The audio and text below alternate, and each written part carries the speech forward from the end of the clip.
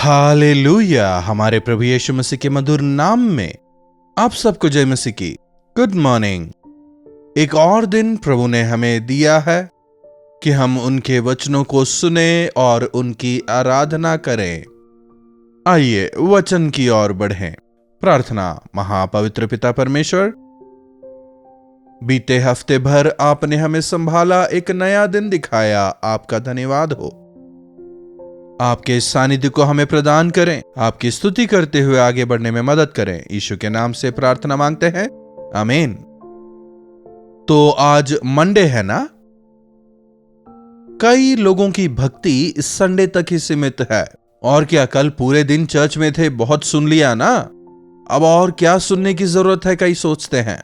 Monday कई लोग relax हो जाते हैं, यहां तक कि लाइव में भी लोगों की संख्या कम होती है।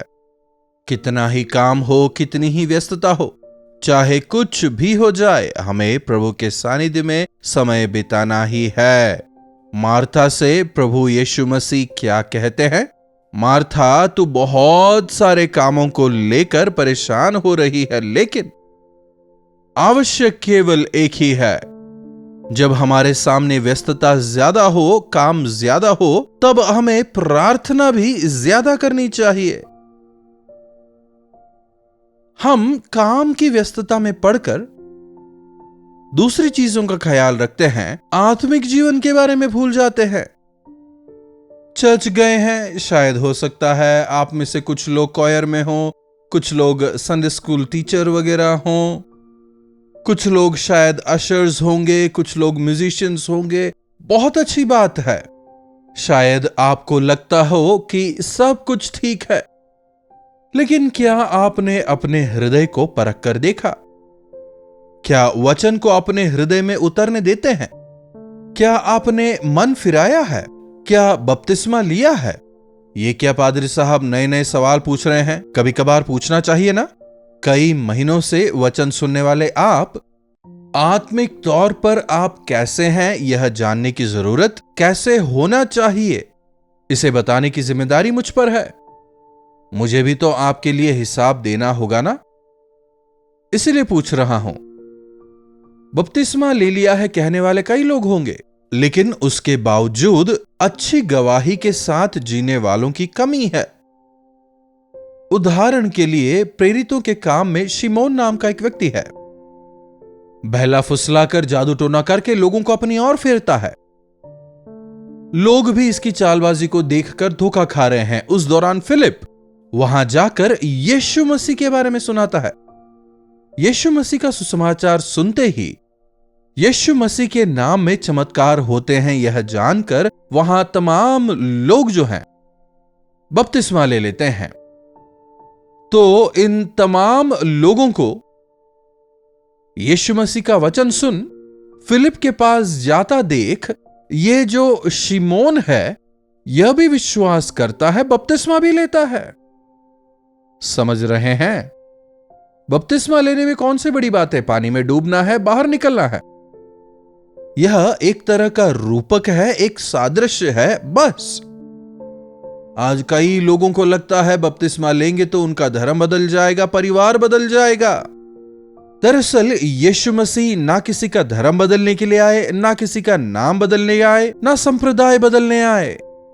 यीशु मसीह इंसानों के हृदय को परिवर्तित करने आए, और हृदय को बदलने की शक्ति केवल उन्हीं में है। हम सभी मानते हैं ना कि हम में पाप है, हमारे जो हृदय हैं पापी हैं, यह सब मानते हैं। उस स्थिति से बचाने ही के लिए प्रभु यीशु आए। यह केवल उन्हीं से संभव है। हमारे लिए उन्होंने क्रूस पर अपने जान को बलिदान दिया। उनके बहाए लहू की वजह से हमें पापों की क्षमा मिलती है, नया जीवन मिलता है। तो यह शिमोन जो है, एक दिन पतरस और यूहन्ना को वहां आता देख, उन दोनों के पास में कुछ रिश्वत या पैसा लेकर जाता है। वो पैसा उनके पास रखकर और कहता है कि मैं जिस पर हाथ रखूं उन्हें पवित्र आत्मा का वरदान मिले, ऐसा अधिकार तुम मुझे दो। देखिएगा इस वचन को, प्रेरितों के काम 8वां अध्याय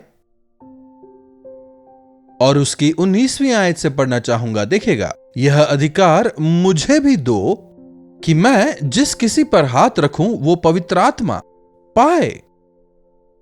मतलब अब तक जादू टोने से उसने व्यापार किया और अब पवित्र आत्मा को सामने रख वो व्यापार करना चाहता था। मुझे पवित्र आत्मा का वरदान दो, अगर ऐसा कहता तो अलग बात होती, लेकिन क्या कहता है, मैं जिस पर हाथ रखूं वे पवित्र आत्मा पाएं, ऐसा अधिकार मुझे दो। उसके लिए पतरस क्या कहता है, आजकल के सेवकों की तरह नहीं, एक वास्तविक प्रभु का सेवक, धन दौलत पैसों के लिए नहीं, लेकिन वास्तव में प्रभु से प्रेम करके प्रभु के लिए आत्माओं को बचाने वाला। क्या कह रहा है, तेरा मन परमेश्वर के आगे सीधा नहीं, इसलिए इस बात में तेरा कोई हिस्सा नहीं। बपतिस्मा तो लिया लेकिन हृदय ठीक नहीं, विश्वास तो किया लेकिन हृदय को ठीक नहीं किया। तेरा हृदय परमेश्वर के सामने ठीक नहीं। लोगों के सामने तू नाटक तो करता है, लोगों के सामने तू बड़ी दीनता नम्रता से बात करता है, वेशभूषा भी बदल ली है, बहुत नाटक करता है, लेकिन मन नहीं बदला है। तेरा हृदय परमेश्वर के सामने ठीक नहीं, इसलिए इस बात में तेरा कोई हिस्सा नहीं। जिनका हृदय ठीक नहीं वे प्रभु के योग्य नहीं हैं। बिना हृदय को ठीक किए आप कितना ही गाना गा लें, कितना ही प्रचार कर लें, कितनी ही दान दक्षिणा दे दें, प्रभु को वो बिल्कुल स्वीकार्य नहीं। अगर पैसों से आप प्रभु को खुश करना चाहें तो इससे बड़ी मूर्खता और कुछ नहीं होगी। पैसों से प्रभु के वरदानों को खरीदा नहीं जा सकता, पैसों से प्रभु की आशीषों को नहीं पाया जा सकता। परमेश्वर टूटे हुए मन को तलाशते हैं, इसीलिए अपनी इस बुराई से मन फिराकर प्रभु से प्रार्थना कर। इस तरह की मूर्खता किए बिना पहले तू मन फिरा, पश्चाताप कर, प्रभु से कह मेरे अंदर बुराई है, पैसा कमाने की लालसा है, धोखा देने की इच्छा है, पैसा कमाना है वो भी धोखे से। तुझ में यह बुराइयां हैं जानकर प्रभु के सामने इसे मान, पश्चाताप कर, तब प्रभु तुझे क्षमा करेंगे। संभव है तेरे मन के विचार क्षमा किए जाएं, क्योंकि मैं देखता हूं तू पित्त की सी कड़वाहट और अधर्म के बंधन में पड़ा हुआ है। परमेश्वर के सामने हम अपने आप को छिपा नहीं सकते। प्रभु हमारे दिल की गहराई को जानते हैं। जब हम इकट्ठा होते हैं, परमेश्वर के सेवक हमारे बीच में जब सेवा करते हैं, पवित्र आत्मा उनके जरिए हमारे बीच काम करते हैं, इसीलिए हमारे हृदय की स्थिति उजागर होती है।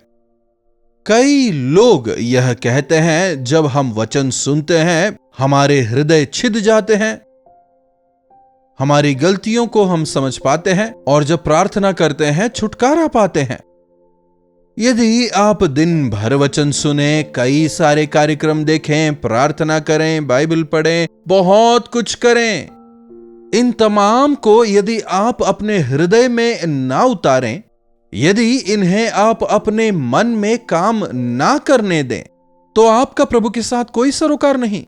सबसे पहले मन फिराएं, अपने मन को बदलें, अपने क्रोध को दूर करें, दो मुंहेपन को छोड़ें, अपने पापों से पश्चाताप करो और प्रभु की क्षमा पाओ। यही बाइबल का सार है। हां, मैंने बपतिस्मा लिया है, विवाह की वजह से लिया, मुझे छोटे में ही बपतिस्मा दे दिया गया। कई लोग कहते हैं विश्वास करके बपतिस्मा लेने वाला उद्धार पाएगा। सबसे पहले विश्वास करो, फिर तुम मन फिराओ और बपतिस्मा लो। और स्पष्टता से यदि हम यह समझना चाहें, पतरस क्या कहता है? कह रहा है पहले तुम मन फिराओ और पापों की क्षमा के लिए सब कोई प्रभु यीशु के नाम से बपतिस्मा ले, तब तुम पवित्र आत्मा के वरदान को पाओगे। सबसे पहले मन फिराना, हृदय में एक बदलाव, उसके बाद बाहरी तौर पर बपतिस्मा, उसके बाद पवित्र आत्मा के वरदान को हम पाएंगे। पापी को पवित्र आत्मा अपने वरदान से नहीं भरते। अगर एक पागल को आप चाकू दें तो क्या करेगा? आपका हृदय पवित्र हुए बिना, आपका जीवन बदले बिना, यदि आप प्रभु के सामर्थ्य को पाओ तो दुरुपयोग करोगे। इसलिए पहले मन फिराना। बिना मन फिराए कोई परमेश्वर के राज्य का वारिस नहीं हो सकता। प्रभु स्पष्टता से कहते हैं। कैसे मन फिराना है कई लोग नहीं जानते। प्रभु के सानिध्य में बैठकर, प्रभु मुझे एक नया मन दें, मेरी गलतियां मुझे बताएं, ऐसे प्रार्थना करें। प्रभु मुझे जांचें, मुझे परखें, मेरे अंदर की गलतियों को मुझे बताएं। जब हम प्रार्थना करेंगे तब प्रभु हमारे पापों को, रहस्यमय पापों को हमें बताएंगे। पवित्र आत्मा हमारे पापों का बोध कराएंगे। साधारणतः इंसान अपनी गलती नहीं मानता, उसे लगता है वो ठीक है। लेकिन परमेश्वर का आत्मा सबसे पहले क्या करता है? पाप का बोध कराते हैं और फिर हमें कैसे रहना है। प्रभु कितने धर्मी हैं, वे कितने पवित्र हैं, कितनी पवित्रता से हमें जीना है। प्रभु कितने पवित्र हैं और हमें कैसे जीना है वे बताते हैं, और हमें पश्चाताप होता है। और उसके बाद पवित्र आत्मा न्याय के विषय, प्रभु के दिए उद्धार को यदि हम लापरवाही में ले तो एक न्याय हमारे सामने है। It's not an option. उद्धार चाहिए तो लो, नहीं तो नहीं, ऐसा नहीं है। विश्वास कर बपतिस्मा लेने वाला उद्धार पाएगा, नहीं तो न्याय का पात्र होगा। मसीह यीशु ने आपके लिए जो बलिदान दिया, यदि आप उसे अंगीकार ना करें, उनके लहू में होकर यदि आप अपने पापों से पश्चाताप नहीं करते हैं, इसका मतलब आप अब भी पाप ही में जीवन बिता रहे हैं और वो पाप उसी पाप में खत्म भी हो जाएंगे। कुछ के पाप आगे चलते हैं, कुछ के पाप उनके पीछे, और वो न्याय की ओर बढ़ रहे हैं। मान लिया गया हर एक पाप क्षमा किया जाएगा। जिस पाप का अंगीकार नहीं किया गया वह न्याय का कारण बनेगा। अपने हृदय में पाप को छुपाए बिना उसे मान लें। यदि हम हमारे पापों का अंगीकार करें तो हमारे सब अपराधों से हमें शुद्ध करने में वे विश्वास योग्य हैं। वे हमें पवित्र करेंगे। पाप कितने ही बड़े हों, वे क्षमा करेंगे। प्रभु किसी को भी नरक भेजने की इच्छा नहीं रखते। हर एक उद्धार पाए, हर एक मन फिराए, इसीलिए वे अपने आने में देरी कर रहे हैं। कुछ लोग यीशु मसीह अभी तक नहीं आए, क्या वे हैं, क्या आएंगे, इस सवाल करते हैं। इस बात को समझ लें, वे देरी हमारे लिए ही कर रहे हैं। हमेशा के लिए यह मौका नहीं रहेगा। यीशु मसीह के आगमन के चिन्ह पूरे हो रहे हैं। युद्धों के विषयों में हम सुन रहे हैं। संसार भर को एक ही झटके में नाश कर दें, ऐसे हथियार बना लिए हैं। किस समय कब क्या होगा यह कोई नहीं जानता, किसी को नहीं पता। विश्वास को कम होते हम देख रहे हैं, प्रेम को कम होते हम देख रहे हैं। देश पर देश, जाति पर जाति चढ़ाई करेगी, यह सब हम देख रहे हैं। यीशु मसीह का आगमन काफी करीब है। इसलिए मन फिराएं, ताकि जब यीशु मसीह इस पृथ्वी पर आए हम पीछे ना छूट जाएं। शायद आप बहुत समय से वचन सुन रहे हो, लेकिन क्या आपका मन बदला है? चाहिए तो एक दिन छुट्टी लें, अपने तमाम कार्यों को किनारे कर प्रभु के सामने अपने हृदय को खोलें, प्रभु से प्रार्थना करें, प्रभु के साथ में समय बिताएं। पवित्र आत्मा स्पष्टता से पॉइंट बाय पॉइंट आपकी हर एक गलती को आपके सामने रखेंगे। आपको केवल एक ही काम करना है, प्रभु से कहना है, प्रभु मैंने गलती की है, मुझे क्षमा करें। प्रभु आपको क्षमा करेंगे, आपको आश्वस्त करेंगे। उस पाप के दोष से, उस पाप का जो गिल्ट है उससे वे आपको बचाकर उद्धार के आनंद को आपको देंगे। उस उद्धार के आनंद के विषय में आपको कितना ही बता दूं, आप उसे समझ नहीं पाएंगे। आप उससे केवल अनुभव कर सकते हैं। अगर आपने उद्धार नहीं पाया है तो आज ही अपने हृदय को प्रभु को सौंपें। अगर आपने उद्धार पा लिया है तो आज आपके पास मौका है, अपने आप को एक बार परखें। उद्धार भले ही एक बार हो, बपतिस्मा भले ही एक बार हो, लेकिन हमें हर रोज मन फिराना है। हर बार जब हम प्रभु से दूर होते हैं, हर बार जब हम प्रभु के करीब नहीं जाते, उन चीजों से हमें मन फिराना है। उन चीजों के लिए पश्चाताप करना है। दिन प्रतिदिन प्रभु के विश्वास में हमें बढ़ते चले जाना है। ऐसी कृपा प्रभु हम में से हर एक को दें।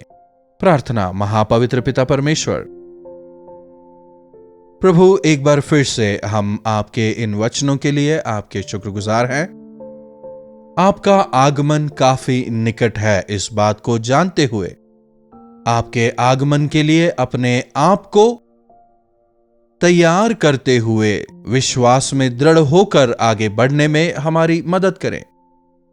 अपने पापों को, अपनी गलतियों को छुपाने वाले हम ना हो, बल्कि उन्हें मानकर, पश्चाताप कर, पवित्र आत्मा के वरदानों को पाकर, पवित्र आत्मा में दृढ़ होकर आपके गवाह होकर जीने का अनुग्रह हमें दें। यीशु के नाम से प्रार्थना मांगते हैं, आमीन। अब हमारे पिता परमेश्वर का प्रेम, प्रभु यीशु मसीह का अनुग्रह, पवित्र आत्मा की संगति और सहभागिता हमें से प्रत्येक के साथ आज, कल और सर्वदा बनी रहे, आमीन।